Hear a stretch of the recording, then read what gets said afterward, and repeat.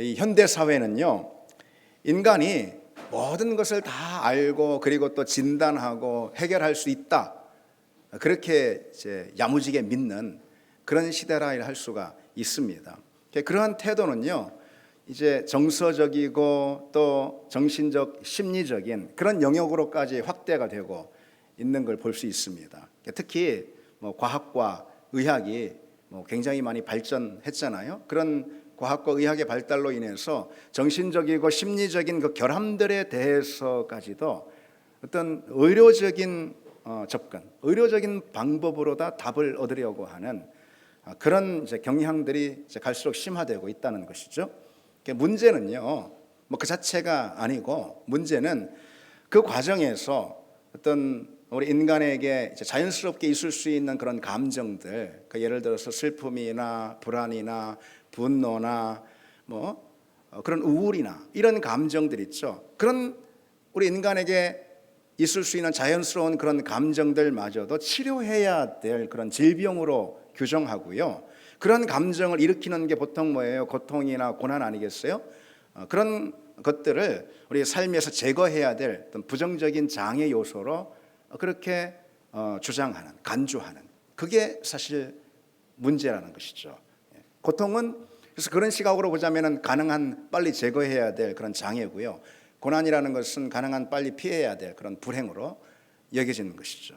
그래서 그러한 태도는 이른바 과잉 의료화라는 그런 문제를 낳기도 합니다. 너무 모든 것을 어떤 그 의료적인 관점으로, 그래서 질병으로 진단하고 그리고 또 치료해야 되는 이런 것으로만 접근하는 게 과잉 의료화다.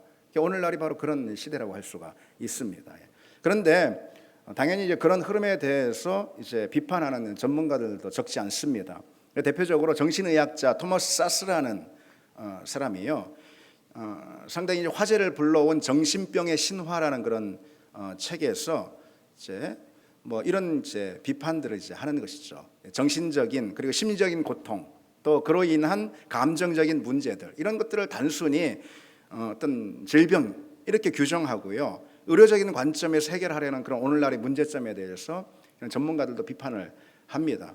그래서 이 토마스 사스 같은 사람은 어떤 우리에게 있을 수 있는 고통으로 인한 어떤 그 슬픔 그리고 또 괴로움, 이런 통상적인 경험들을 너무 쉽게 정신 어떤 장애로 진단하고 그런 감정들을 불러일으키는 고통들을 부정적인 경험으로 치부하는요, 그런 것들은 우리 인간에 대해서 제대로 보지 못하는, 인간에 대해서 왜곡되게 보게 하는 그런 이해라고 이렇게 비판을 합니다.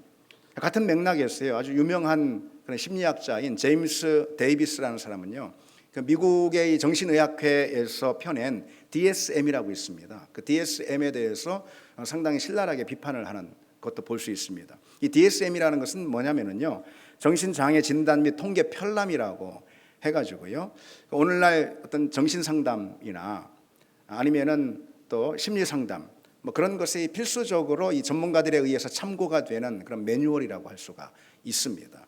데이비스는요, 이렇게 지적을 합니다. 나날이 영향력이 커지는 이 DSM은 인간이 일상적으로 마주하는 고통들을 최대한 빨리 제거해 버려야 할 치명적인 폐단이라는 식의 해로운 문화적 신념을 퍼뜨리고 있다. 이는 고난을 삶의 처음부터 끝까지 부정적으로 작용하는 힘으로 간주하는 세계관에 우리를 더 깊이 빠지게 한다. 이렇게 비판을 하는 거죠. 실제로 DSM의 과잉 진단 문제는 사실 굉장히 심각한 그런 상황이라고 합니다. 이 DSM은요, 이런 그 권고를 합니다. 이제 그 사별을 하잖아요. 아내를 잃고 그리고 또 남편을 잃습니다. 그런 경우 우리에게 있는 것이죠. 우리 삶의 자리에. 그리고 심지어 자식을 잃는 그런 상황도 있을 수 있잖아요. 이제 그럴 때에 그 슬픔이 2주간 지속될 그런 경우, 그런 우울장애로 진단할 수 있다라고 그렇게 권고하고 있습니다. 그게 이제 DSM의 사실 문제인 거죠. 아니, 배우자나 아니면 자녀를 잃은 그런 상태로 정말 그거는 이겨내기 힘든, 견디기 힘든 그런 슬픔, 그 슬픔이 2주 아닌 2달도 갈 수가 있는 것이고요. 그렇지 않습니까? 그건 어쩌면 자연스러운 어떤 애도의 그런 과정이라고 할 수 있어요. 그런 과정조차도 질병으로 진단을 하는, 규정하는 그런 이제 잘못을 범하고 있는 것이죠. 또한 이제 DSM 같은 경우는 또 이 전문가들, 그걸 이제 다루는 전문가들에게 또 이런 권고 사항을 또 주기도 합니다. 이제 어떤 정상적인 반항기 없었던 분 있습니까, 여러분? 반항기 없는 게 오히려 이상한 거지.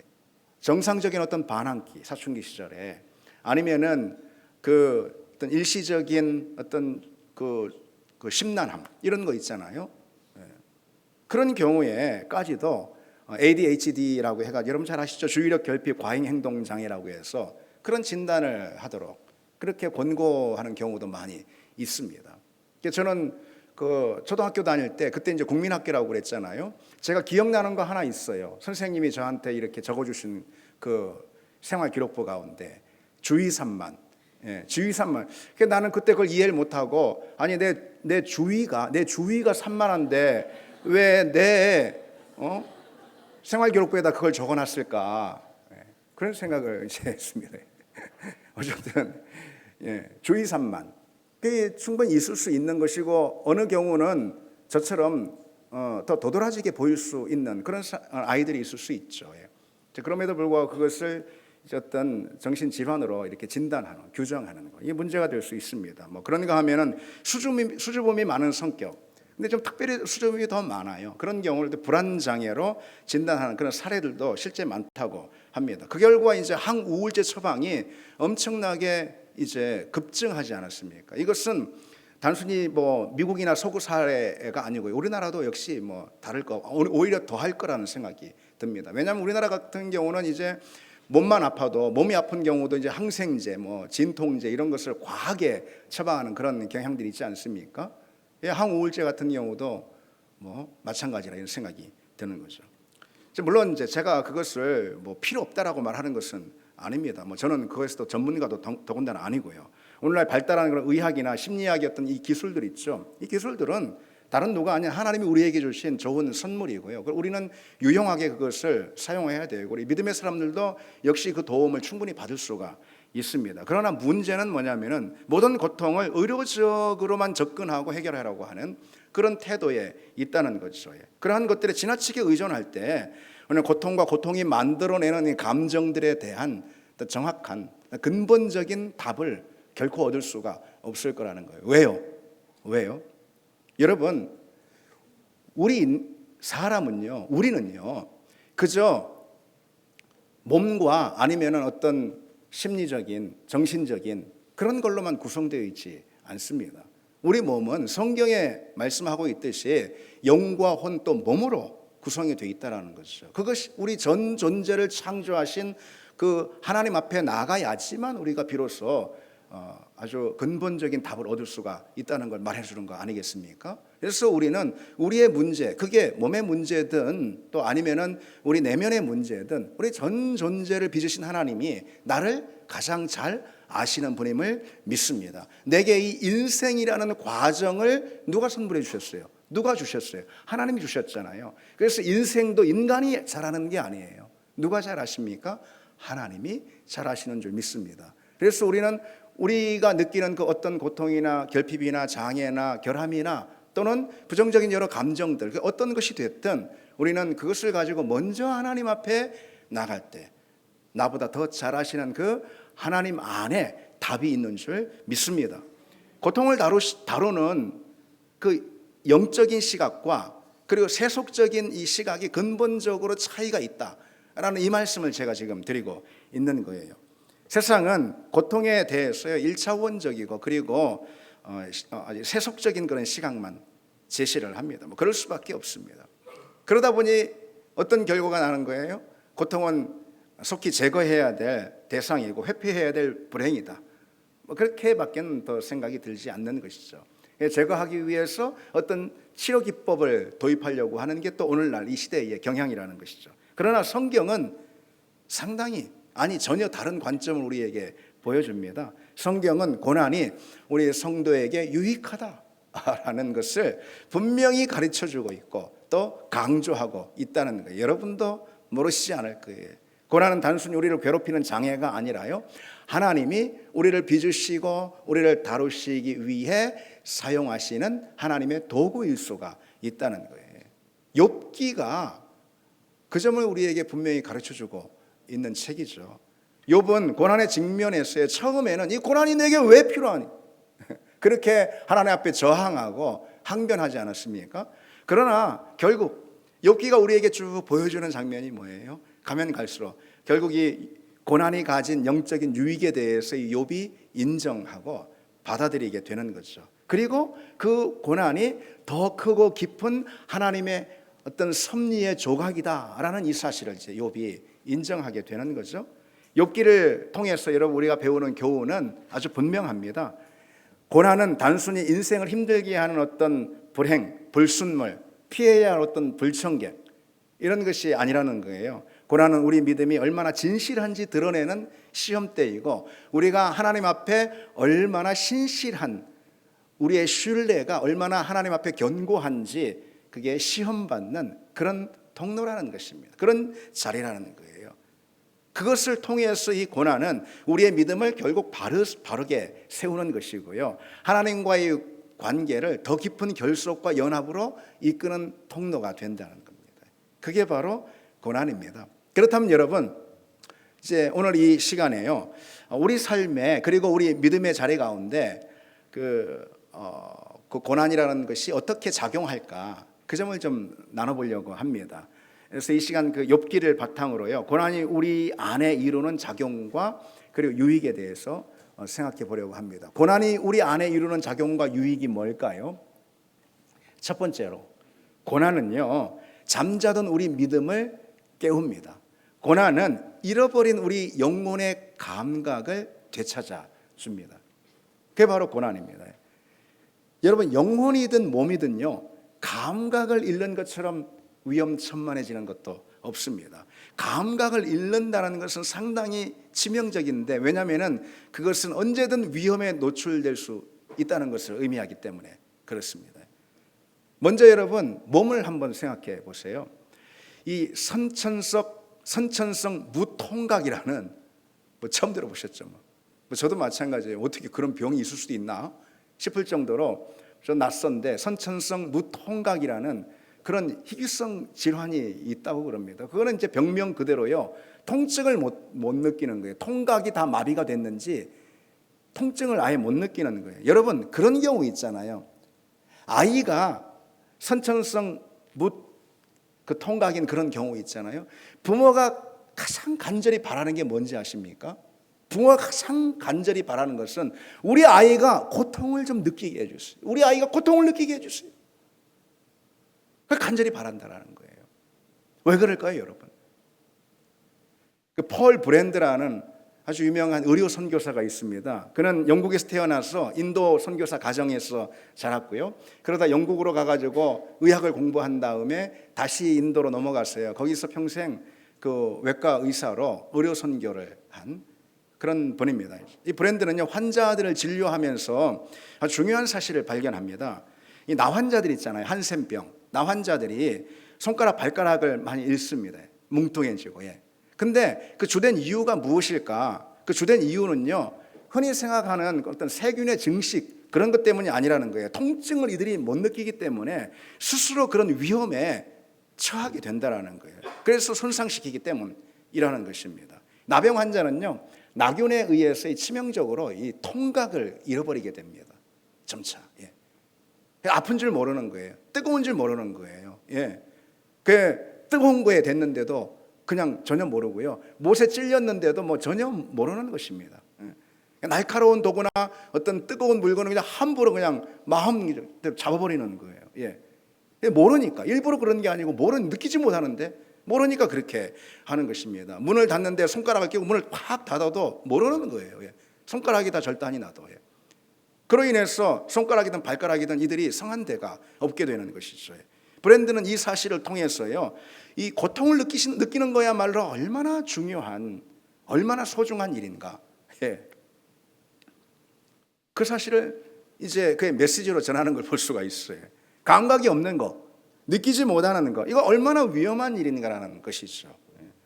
영적으로도 여러분 똑같다라는 것입니다. 영적인 감각을 상실하면은요, 우리 영혼을 위험에 빠뜨리는 그 죄와 우리는 함부로 동거하게 됩니다. 그 죄를 아무렇지 않게 우리가 끌어안고 품에 안고 살게 되는 것이죠. 그 죄가 치명적으로 우리 영혼을 손상시킬 수 있음에도 불구하고 그 죄를 품을 때 전혀 고통을 느끼지 못하니까. 여러분, 죄 지을 때 아프고 고통스럽습니까? 많이들 그러지 않을 거예요. 그래서 성경에 심지어 죄를 짓는 낙이라, 그 낙이 잠시뿐이다, 이렇게 말씀하고 있을 정도로 죄를 짓는 것에 있어서 고통을 느끼는 사람은 없다라는 것이죠. 그러니 우리는 죄와 함부로 타협하게 되는 것이고요, 자기 영혼을 죽이는 그 죄에 어떤 저항도 하지 않는 것입니다. 그런 상태를 뭐라고 할 수 있습니까? 영적 나병 환자다, 이렇게 말할 수 있는 것이죠. 죄가 우리 영혼을 갉아먹는데도 고통을 전혀 느끼지 못하니 결국 그 영혼이 흉측하게 망가지게 되는 것입니다. 자, 그렇다면 여러분, 우리는 그처럼 이 영적인 감각이 있잖아요. 우리가 느껴야 될, 마땅히 느껴야 될 그런 영적인 감각을 우리는 왜 자꾸 잃어버리게 되는 걸까요? 영적인 무감각이라는 것은 대부분 여러분 사실 안일함 또는 편안함, 그런 상황 속에서 우리에게 자연스럽게 스며드는 과정입니다. 모든 것이 순조롭고 평탄할 때 있죠, 우리는 하나님을 잊기 시작하는 것이죠. 기도의 자리가 멀어지고, 그리고 또 말씀이 시들해지고, 예배가 그저 그냥 형식이 되어버리고. 어떻습니까 여러분? 오늘 주님 앞에 나온 이 예배의 자리, 예배가 그저 종교적인 형식이 되어버리고 마는 거죠. 영적인 것들에 대한 어떤 민감함, 우리는 하나님께서 영으로 지으셨어요. 물론 몸으로도 지으셨지만 영으로도 지으셨어요. 그래서 영적인 부분에 대한 민감함이 우리에게 있어야 합니다. 우리가 배가 고프면은 못 견뎌 하듯이 말이죠, 우리 위장이 못 견뎌 하듯이 말이죠, 우리가 영적인 것들에 대한 어떤 이 감각이 있어야 하는데 그 민감함이 무뎌진다는 거예요. 어느 자리에서? 그냥 안전하고 평안하고 그런 자리에서 말이죠. 세상의 것들에 대해서만 우리의 시선을 돌리고 마음을 채우고 그럽니다. 그래서 믿음이 관성이 되어버리고 신앙이 습관이 되어버립니다. 하나님과의 어떤 생생한 그 살아있는 관계가 점점 사라지고요, 그저 우리 삶의 자리에 종교적인 루틴만 남게 되는 것이죠. 그게 바로 영적인 감각을 잃어서 그런 거예요. 그런데 사실 다행스럽고 감사하게도 그런 상황 가운데 느닷없이 우리에게 어떤 고통이라는, 괴로움이라는 게 어느 종류 무엇이 됐든 말이죠, 고통과 괴로움, 시련과 아픔, 풍파와 광야, 무엇이 됐든 그런 것들이 우리에게 찾아오면 잠자던 우리 영혼이 활짝 깨어나게 된다는 거예요. 그래서 고통은 무감각해진 우리 심령을 예민하게 만드는 그런 도구라는 것입니다. 그래서 C.S. 루이스가 하나님은 편안할 때는 속삭이시고 고통 가운데서는 소리치신다, 그렇게 말한 이유가 거기에 있는 거죠. 그처럼 고통은요, 영적인 마비를 막는 믿음의 경고등이라고 할 수가 있습니다. 영혼을 지키는, 말하자면 경보 시스템, 이게 바로 고통인 것입니다. 지금 큰 위기가 닥쳤는데, 아니 경보가 울려야 할 거 아니에요. 알람이 울려야 할 거 아니에요. 그렇죠? 그래야 대응할 수 있을 거 아니겠어요? 그래야 우리를 지킬 수 있는 거 아니겠어요? 그런데 경보 시스템이 망가져가지고요, 울리지 않아요. 경보 시스템이 울리지 않는다고 위험이 없는 걸까요? 아니에요. 고장나서 위험이 없는 거예요. 위험이 없는 것처럼 느껴지는 거예요. 위험이 우리에게 파도처럼 다가오고 있는데 말이죠. 그런데 고통이 그처럼 우리 영혼의 무감각을 일깨우는 그런 경보 시스템이라는 거죠. 그래서 우리 자신을 죄의 오염으로부터 지키고요, 하나님과의 관계 안에 든든히 붙들어 매는 것, 그게 바로 고통입니다. 욥기 33장에 이렇게 말씀하고 있어요. 하나님께서 한 번 말씀하시고 두 번 말씀하셔도 사람은 그것을 알아차리지 못하는도다. 사람이 자기 침상에서 아픔으로도 징계를 받으며 강한 통증으로도 많은 뼈가 징계를 받는도다, 그랬습니다. 이게 무슨 말씀일까요?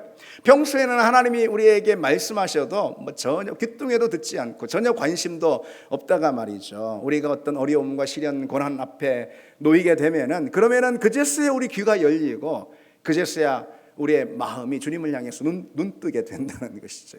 그러니 사실 고통이라는 것은 그저 나쁜 불행만은 아니라는 것입니다. 그것은 어쩌면 우리에게 중요한 유익을 주는, 영적인 유익을 주는, 다행스러운, 고통이 있어서 오히려 다행스럽다. 예. 그렇게도 말할 수가 있는 것이죠. 욥은 고통이 주는 그 신호를 무시하지 않았어요. 그 신호에 반응합니다. 예민하게. 그래서 욥은 고통 가운데서 뭐라고 부르짖습니까? 내가 어찌하면 하나님을 발견하고 내가 어찌하면 그의 처소로 나아갈까? 그렇게 하나님과 대화하기를 시도하고 하나님께 호소하고 하나님 앞에 탄원하는 걸 볼 수가 있어요. 고통이 그에게 시작되자 그와 같은 하나님을 향해 나아가는, 그래서 그 자신을 하나님께 밀어넣는, 하나님 존전에 밀어넣는 그런 욥의 씨름이 시작이 됐던 것이죠. 고통이 없었다면 욥은요 그저 그 자신이 고백하듯이 하나님을 귀로만 듣는 그런 처지에 있었을 뿐일 거예요. 고통이 그에게 있었기에 그가 하나님을 이제 눈으로 제대로 바라볼 수 있게 되는 그런 신앙으로 바뀌게 됐던 거죠. 그게 바로 고난이 일한 결과입니다. 그게 바로 고통의 작용입니다. 여러분, 그래서 고난은 잠자는 우리 영혼을 일깨운다라는 이 사실, 그것이 우리 이 믿음을 지키는 경보 역할을 한다는 이 사실을 여러분 기억하시고, 물론 우리는 누구라도 원치 않는 일이지만은, 그러나 원치 않는 일이라 하더라도 우리에게 때로 밀려오는 어려움의 순간들, 그런 자리들 가운데서 그것이 우리에게 행할 믿음의 유익에 대해서 돌이켜 볼 수 있는 그런 여러분 되시기를 바랍니다. 두 번째로, 고난은 어떤 작용과 그리고 유익을 우리에게 가져다 주는가? 고난은요 연단을 이룹니다. 연단을. 곧 고난은요 하나님 앞에서 검증된 성품과 믿음을 낳습니다. 하나님 앞에서 검증된 성품과 믿음, 이게 바로 성경이 말하는 연단이거든요. 욥은요 고난 가운데서 유명한 오늘 본문의 고백을 하지 않습니까? 욥기 하면은 그래도 제일 먼저 떠오르는 말이 이거 아니겠습니까? 그가 나를 단련하신 후에 내가 순금같이 되어 나오리라, 이러지 않습니까? 욥은 자신이 겪고 있는 이 모든 고난과 고통의 과정이 하나님이 자신을 단련하는 그런 과정이라는 그런 믿음을 가졌어요. 욥은 고난이 단련과 연단으로 인한 성장과 새로운 소망의 과정을 그 자신에게 줄 것을 기대하고 있었던 거예요. 욥의 그런 기대와 그 고백이 정확히 맞았던 것이죠. 욥의 그런 기대와 고백이 맞다라는 것을 로마서 5장 말씀이 이렇게 확인해 주고 있습니다. 이 말씀 여러분 다 아시는 말씀이에요. 다만 이뿐 아니라 우리가 환난 중에도 즐거워하나니 이는 환난은 인내를, 인내는 연단을, 연단은 소망을 연단은 소망을 이루게 하는 줄 알미라. 그랬습니다. 아멘. 아멘. 예. 여러분 이제 저를 보고 계시죠? 예. 저를 보고 계시죠? 예. 예.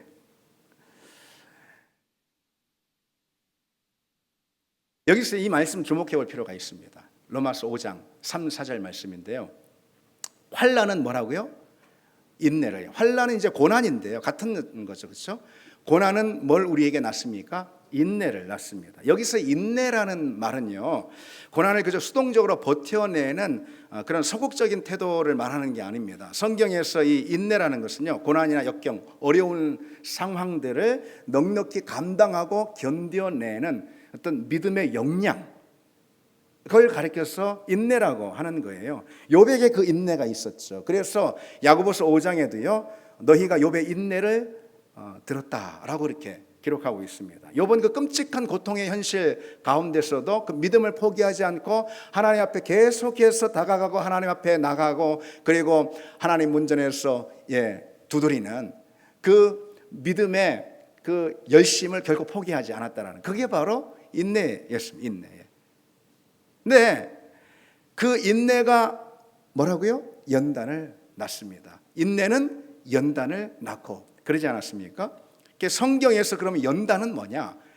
이 성경에서 연단은 여러분 그 어떤 사전적이나 아니면 세상적 상식적으로 이 연단에 대해서 우리가 정의할 수가 있는데, 성경에서 말하는 이 연단이라는 것은요, 시험을 통과한 결과로 얻어진 신뢰할 만한 그의 품성이나 믿음. 뭐라고요? 그게 바로 연단이라는 거예요. 연단은 고통과 환난을 인내로 견뎌낸 검증된 성품과 믿음. 아셨죠? 예. 그게 성경이 말하는 연단인 거예요. 그처럼 연단을 받은 믿음, 다시 말해서 시험을 통과한 검증된 믿음 있죠. 그 믿음만이 결국 무엇을 이룹니까? 무엇을 이루죠? 소망을 이룬다라는 거예요. 예, 연단은 뭐를 이룹니까? 연단은 소망을 이루는 줄 알미라. 그러지 않았습니까? 그럼 여러분, 어떤 소망을 이룬다는 것일까요? 그저 세상 사람들 다 갖고 있는 꿈과 소망처럼 그런 헛되고 또 그런 무익한 소망들이 아니라 하나님께서 예수 그리스도 안에서 우리에게 예비하시고 우리에게 늘 주시는 그런 소망, 참되고 진실한 소망, 결코 쇠하지 않고 썩지 않는 그 영원한 소망, 그 소망을 무엇이 우리로 하여금 품게 한다는 것입니까? 연단이. 그 연단은 무엇이 낳습니까? 인내가. 그 인내는 무엇이 이룹니까? 환난이. 다시 말해서 고난이. 그렇습니다. 욥이 그랬지. 그래서 그가 고백하는 거예요. 오늘 말씀. 그가 나를 단련하신 후에는 내가 순금같이 되어 나오리라. 여기서 단련, 신약 성경의 연단과 같은 말이죠.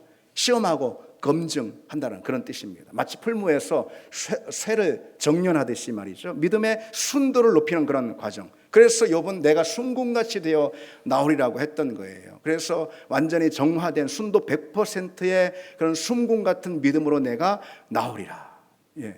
욥은 지금 이제 환난을 통과하면서요, 단련, 다시 말해서 연단을 받고, 그 연단을 받은 그의 믿음은 순도 100%의 정금과도 같은 그런 믿음으로 빚어질 것이다.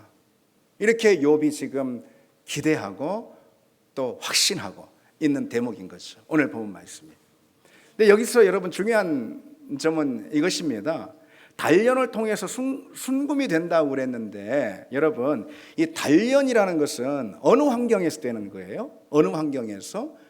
단련이라는 것은 고되고 힘들고 사실 피하고 싶은 그런 환경, 열악한 환경, 그런 환경에서 이 단련이 되는 거죠. 그처럼 믿음은요, 결코 인생의 평지, 어떤 삶의 무풍지대에서 이 믿음은 빚어지지 않고 또 자라지 않는다라는 걸 우리가 성경을 통해서 분명히 확인할 수가 있습니다. 믿음은 인생의 광야와 험지에서 성장이 되는 겁니다.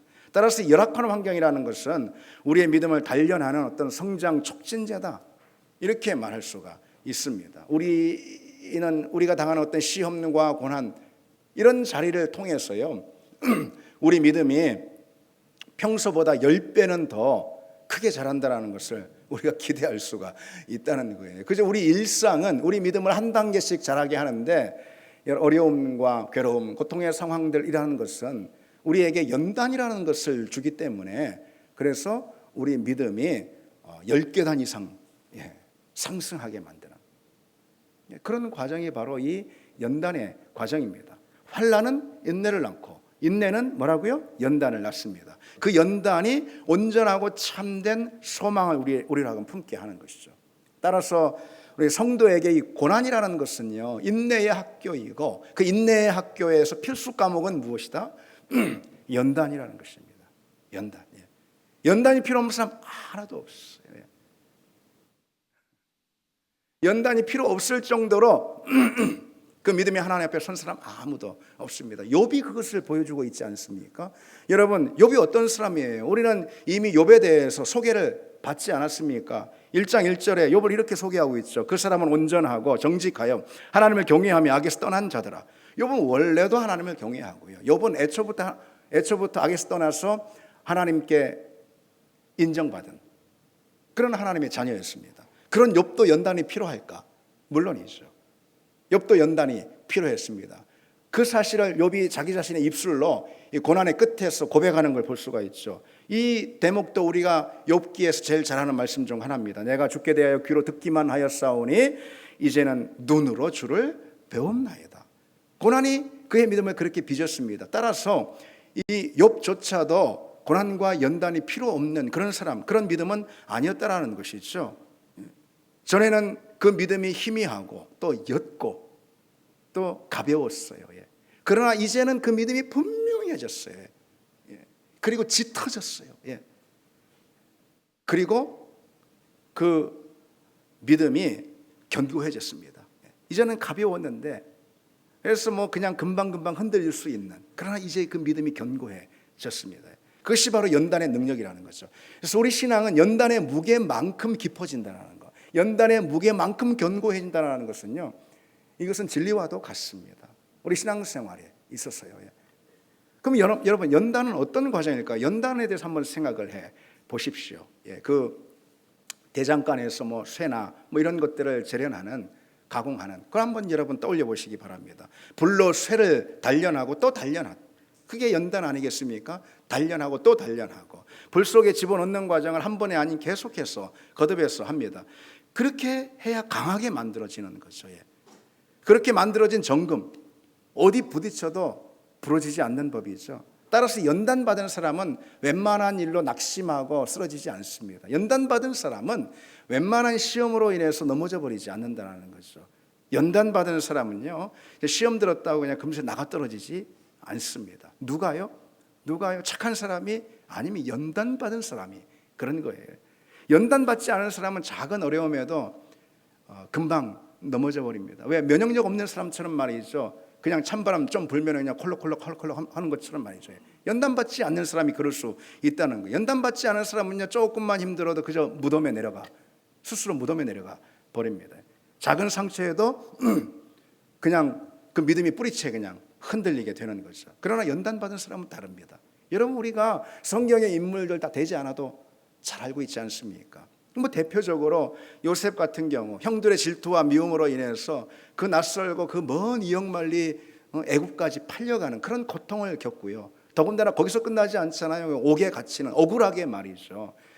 얼마나 절망적인 그런 상황입니까? 절망스러운 그런 절망을 경험하기도 합니다. 다윗은 어떻습니까? 뭐 다윗 역시 온갖 것을 다 경험하지 않습니까?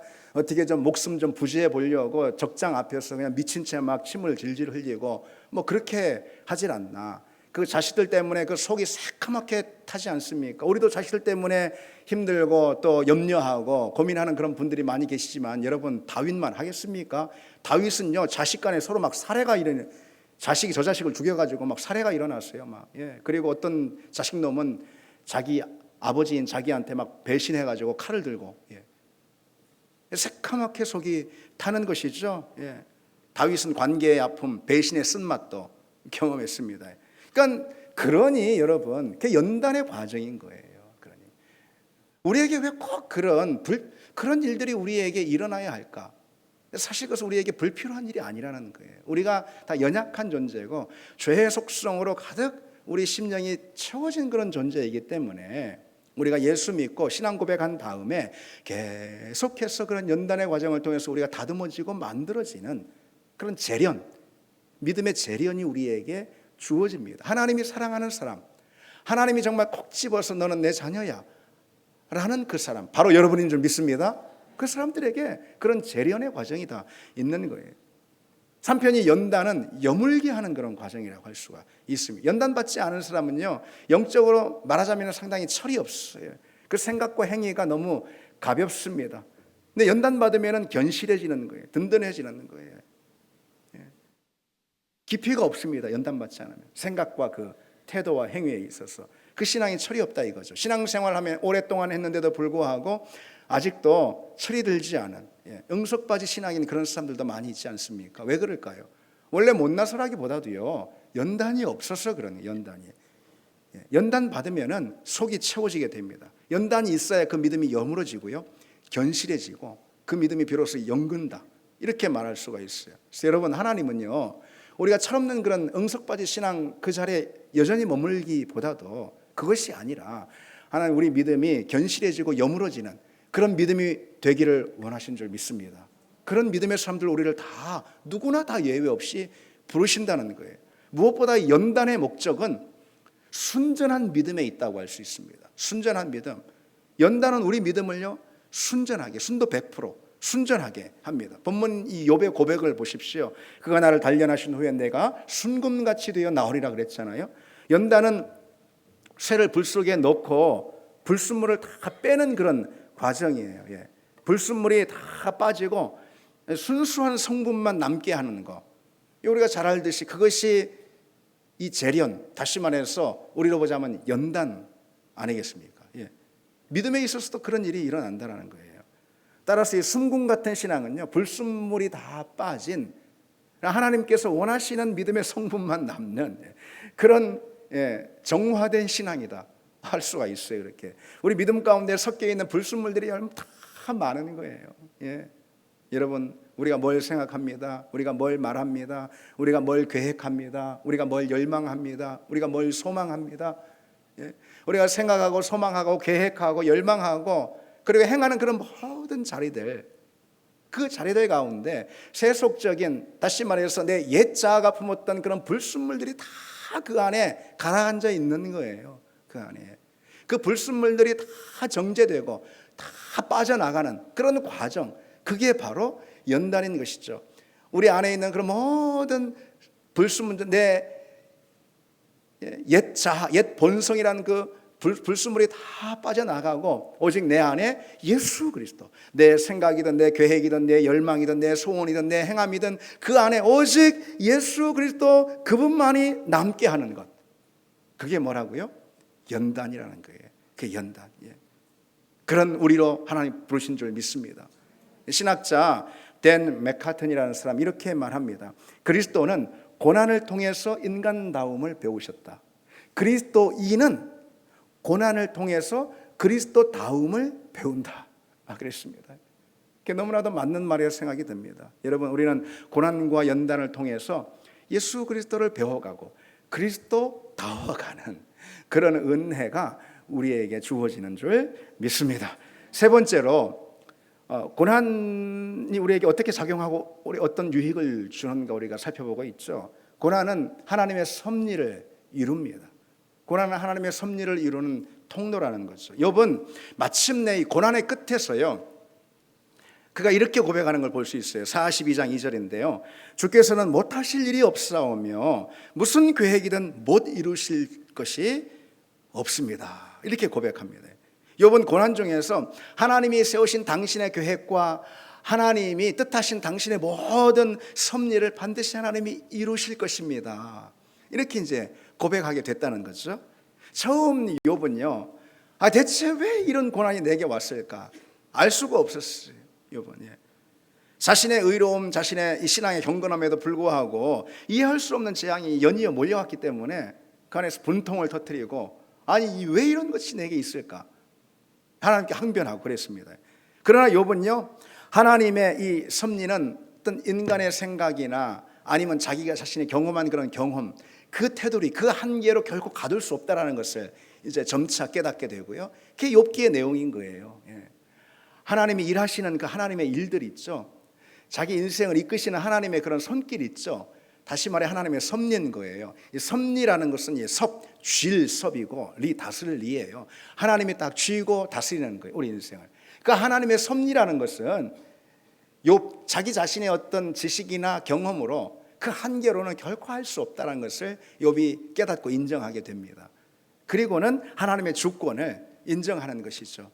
하나님은 다만 욥 앞에서 참된 주권자로, 참된 그 인생의 주인으로서 이 욥의 삶을 쥐고 다스리고 이끌어 가시는 그런 분이라는 거죠. 특별히 고난 한복판에서도 여전히 그 하나님의 섭리는 작동이 되는 것입니다. 아니, 하나님의 섭리라는 것은 고난을 통해서 더 놀랍게 그 욥의 삶의 자리에 성취가 되는 거죠. 욥은 그것을 분명히 이제 깨닫게 됐습니다. 욥은 고난을 통해서 그래서요, 이제는 하나님의 큰 그림을 보게 됩니다. 자기의 현실, 고통이라는 그 현실 앞에서요, 당장 눈에 보이는 그 현실, 다 사라진 그런 재산, 그리고 잃은 자녀들, 그리고 이제 완전히 망가진 그 몸, 그 현실만 보였잖아요, 처음에는. 그러다가 이제는 하나님의 큰 그림이 이제 보이기 시작하는 거예요. 그 현실 넘어 하나님께서 그 현실을 통해서 그 현실 가운데 하나님이 들어오심으로 역사하시는 그 하나님의 구원의 역사 있죠. 하나님의 섭리의 역사. 욥이 그것을 바라보게 됐습니다. 하나님의 섭리가 내가 다 알고 헤아릴 수 없지만 하나님 반드시 그 섭리 가운데 하나님이 내게 선을 이루실 것이다.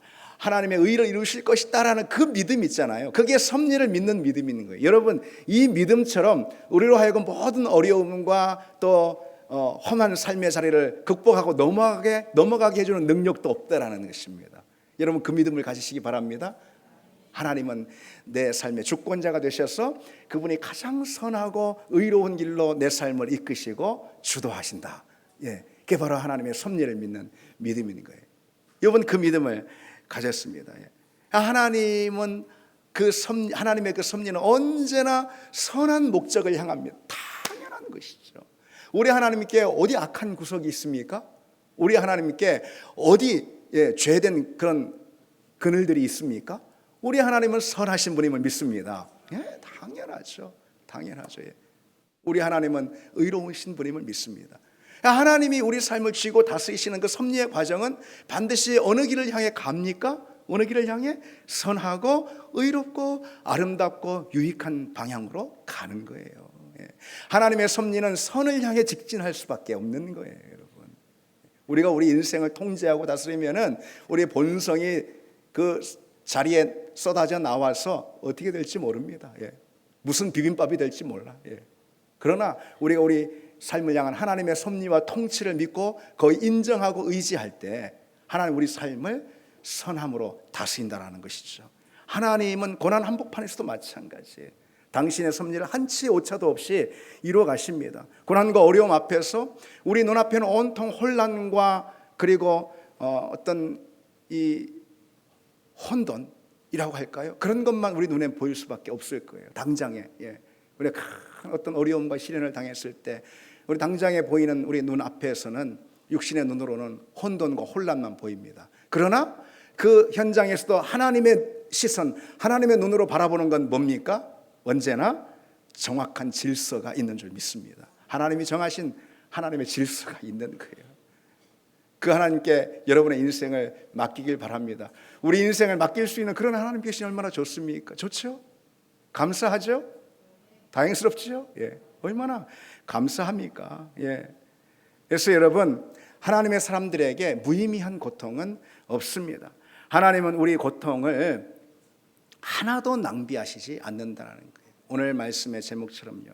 고통에는 언제나 하나님의 선하시고 의로운 뜻이 있습니다. 하나님은 우리가 원하는 행복과 만족보다도 훨씬 더 값지고 귀한 우리 인생의 선물들을요, 우리가 원치 않는 인생의 과정들을 통해서도 얼마든지 주실 수 있는 분이다. 아멘. 그 믿음이 있어야 합니다. 그리고 그 모든 과정들은 다 합력해서 선을 이루게 하시는 그런 하나님의 역사의 손길 가운데 있다는 거예요. 고난은 하나님의 그 선을 위한 섭리의 한 조각일 뿐임을 고백할 수 있는 여러분 믿음이 다 되기를 바랍니다. 이제 말씀을 맺겠습니다. 하나님의 사람들에게 무의미한 고통은 없습니다. 따라서 하나님은 우리에게 주어지는 어떤 고통도 하나도, 어떤 눈물도 하나도 낭비하시는 분이 아닙니다. 고통은 우리 믿음을 세우기 위한 하나님의 한 섭리의 조각이라는 거죠. 그래서 누구도 사실은 원치 않지만, 고통의 유익에 대해서 우리가 말씀을 듣는 이 자리지만, 저나 여러분들이나 누구도 그 고통을 실은 원하지 않습니다. 그렇지만 원치 않고 바라지 않는 그 고통 속에서도 하나님은 살뜰하게 우리 인생의 유익과 선을 우리 가운데 챙겨주시는 그런 분임을 고백하는 여러분 되시길 바랍니다. 우리 같이 찬양 드리겠습니다.